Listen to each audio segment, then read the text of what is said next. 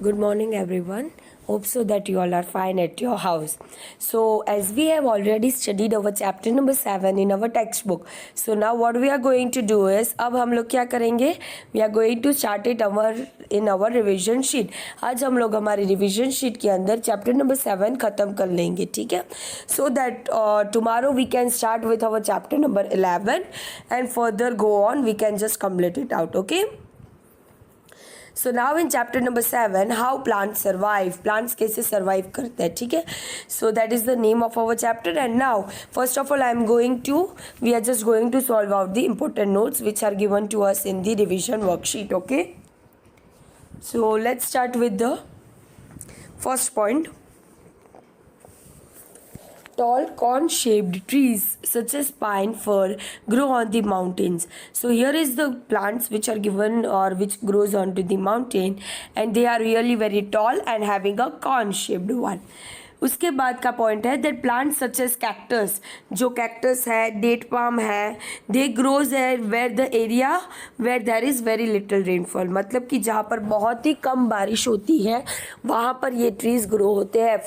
For example the place like desert areas, अगर desert है तो वहाँ पर बहुत ही कम बारिश हो रही है, so they just grow over there, वो डेजर्ट एरियाज पे ग्रो करते हैं. Evergreen trees are found in the places of the heavy rainfall. Evergreen trees जो होते हैं वो हैवी रेनफॉल वाले प्लेसेस पर पाए जाते हैं. They are found at heavy rainfall. In swampy areas plants have breathing roots. Swampy areas मतलब कि ऐसा एरिया जहाँ पर क्या होता है कि वहाँ पर वो बहुत ही ज़्यादा स्टिकी होता है, बहुत ही ज़्यादा वाटर होता है, so that the soil or you can say the roots of there cannot breathe inside. इसलिए वो soil के ऊपर आ जाते हैं for breathing purpose. So they are known as breathing roots. Okay. Coconut tree grows in to the coastal areas. Coconut tree जो होता है वो कोस्टल एरियाज में ग्रो होता है, मतलब कि सी शोर के नज़दीक. Then comes the aquatic plants. Aquatic plants कितने टाइप्स के होते हैं?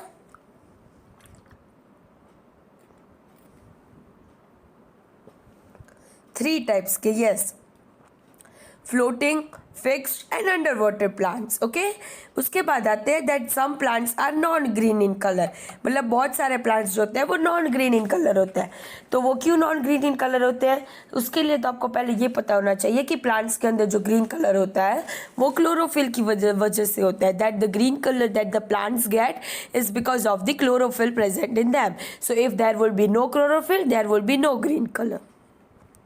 Some plants are modified to trap insects and hence are known as an insectivorous plants.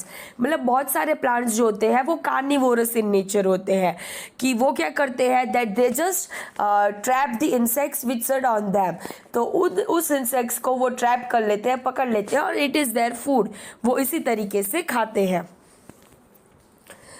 Then comes that the plants are very useful to us as they provide a lot of the things to us, such as plants हमें क्या क्या देते हैं? It gives us food items, paper, gums, paints, medicines and lot more things. Then the next point is the juice of sorry. The juice of an acacia tree or you can call the kika tree is used to make the gums. It is used for making gums. Then the plants that cannot make their own food, मतलब जो अपना खुद का खाना नहीं बना सकते हैं, and absorb the nutrients from the dead plants. मतलब जो भी dead plants होते हैं उनमें से उनका nutrients absorb करते हैं. Dead plants और animals कोई भी हो, हम उसे क्या कह सकते हैं? We can call them as an saprophytic plants. What do we call them? Yes, saprophytic plants. Then is breathing roots. हम लोगों ने पहले पढ़ा था breathing roots. Yes, breathing roots stick out of the water. मतलब वो पानी से बाहर आते हैं and have pores or holes in them for exchange of the gases. Means to exchange the gases, which is really very necessary for breathing purpose.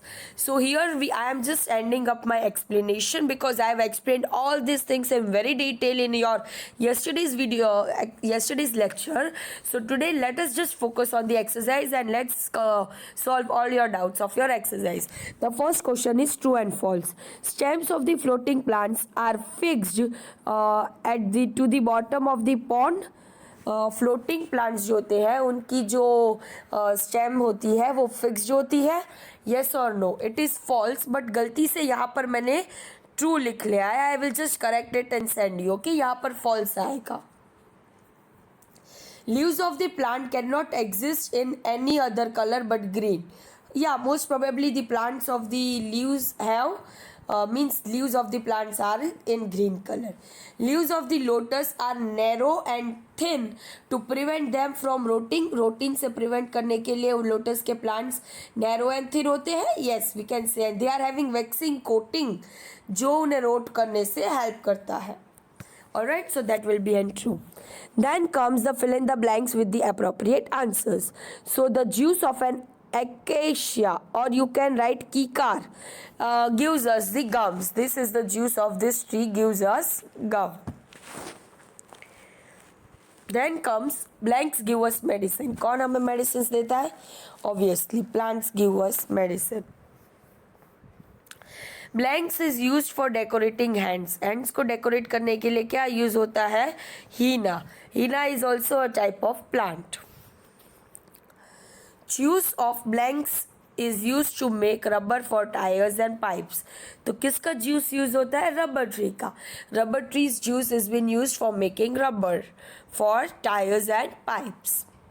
Blanks have sticky soil which contain a lot of water. Then the answer is swamps. Swamps जो होते हैं वहाँ की soil बहुत ही ज़्यादा sticky होती है and it also contains a lot of water. Then comes the question 3. Now in question 3 is give 2 examples for each of the following. तो यहाँ पर हमें दो examples देने हैं. Okay, the first one is plants in plains. Plains में जो plants होते हैं plains area में वो उसके example लिख रहे हैं. Then it's really very common. Neem and people. These are the usually seen ones and you can also write any other name if you know or if you feel easy कि ये easy है वो भी लिख सकते हो.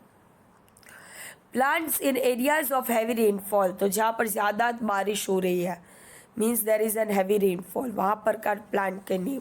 Rubber and teak. Rubber and teak are the plants which having an heavy rainfall. Floating plants. अगर floating plants है then there is an duckweed and water hyacinth. In fixed plants, we have water lily and lotus. And then when we talk about the underwater plants, then there are tape grass and pondweed. Pondweed और tape grass है वो underwater plants है. Then comes the insectivorous plants. Then Venus flytrap and pitcher plants are the insectivorous plants. So everyone please write down the give 2 examples in your notebook. After that, we are going to start about the question and answers. So the first question which is given to us is write a short note on the useful plants. Means how the plants have been useful to us. Then we are having a lot many uses of the plants. We can say lot many. पर यहाँ पर मैंने 3 points लिखे हैं जो बहुत ही easy है इसलिए मैंने ये 3 लिखे. आप कोई भी प्लांट्स के यूजेस या इम्पोर्टेंस लिख सकते हो. Okay, first one, paint contains substance obtained from the plants. So in short, plants are being useful for making paint or for paint. Juice of the rubber tree is used to make rubber for tires. मतलब rubber tree का जो juice है उससे rubber मिलता है जो कि tyre बनाने के लिए हेल्पफुल होता है. Alright. Soap and shampoos have vegetable oil. Soap जो भी होते हैं जो भी शैम्पूज होते हैं if it's of any one then they are containing vegetable oil. उनके अंदर क्या होता है? They contain vegetable oil. So they are been also obtained from the plants. Plants में से ही वो ऑब्टेन्ड होता है. सो indirectly plants are been useful in the 3 ways for making rubber for the tires, for paint and soap and shampoos. Actually there are a lot many that the list is like never ending one, but we have to write a minimum, मतलब आप 3 लिख लोगे that's all right, और आप just marking system के हिसाब से लिख लेना। अगर ये क्वेश्चन आपको 2 मार्क में पूछ रहे हैं then you have to just write 2 points. If they are asking you for 3 marks, write 3 points. If they are asking you for 4 points, 4 marks, then write 4 points. हाँ, आप एक एक्स्ट्रा लिख सकते हो फॉर योर बेनिफिट कि अगर वो 2 में से कोई गलत हो गया तो ये काउंट हो जाएगा। या it's all right. So next is what is breathing roots. अभी ब्रीथिंग रूट्स हम किसे कह सकते हैं? The plants that grow have the roots that grow about the soil. Plants जो भी ग्रो कर रहे हैं उनके पास जो रूट्स है वो कहाँ ग्रो होंगी? अबाउट द सॉइल, सॉइल के ऊपर ग्रो होगी। So that is known as an breathing roots, वो उसे ब्रीथिंग रूट्स कह सकते हैं। ओके कि जहाँ पर सॉइल के ऊपर रूट्स आ रहे हैं just for the purpose of breathing, because they are not getting in sufficient air, so that are known as an breathing roots. Alright, तो ये तो हमने समझ लिया। उसके बाद आ रहा है define aquatic plants, write name of the 3 types of the aquatic plants and right 1 line of the each. अभी अगर हम लोग एक्वेटिक प्लांट्स की बात कर रहे हैं then the plants that grow in water are known as an aquatic plants, मतलब जो पानी में ग्रो कर रहे हैं हम उसे एक्वेटिक प्लांट्स कह सकते हैं। नाउ फर्स्ट वन, यहाँ पर कौन से 3 है? Floating, fixed and underwater. So first one is floating. Now what is floating? That they are very light and spongy, so they can float onto the water. पानी में float वो क्यों कर सकते हैं? क्योंकि वो बहुत ही ज़्यादा light है और spongy भी है।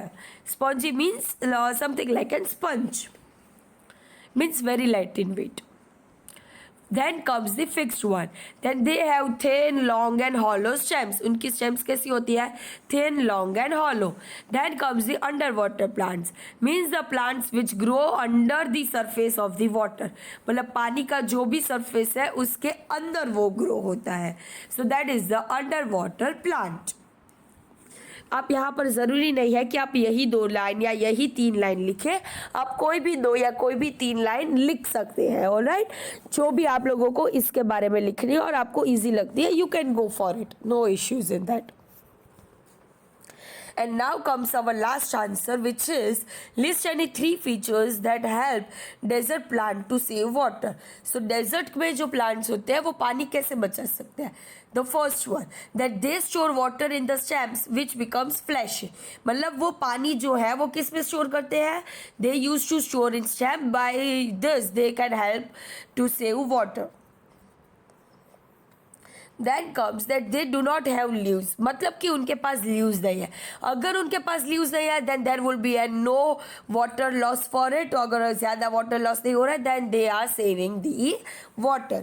And most plants have spines or thorns which further reduce the loss of the water. उनके पास थॉर्न्स होते हैं या स्पाइन्स होते हैं जो वाटर लॉस को प्रिवेंट करते हैं या कम करते हैं। So this are the 3 ways by which the desert plants can save the water.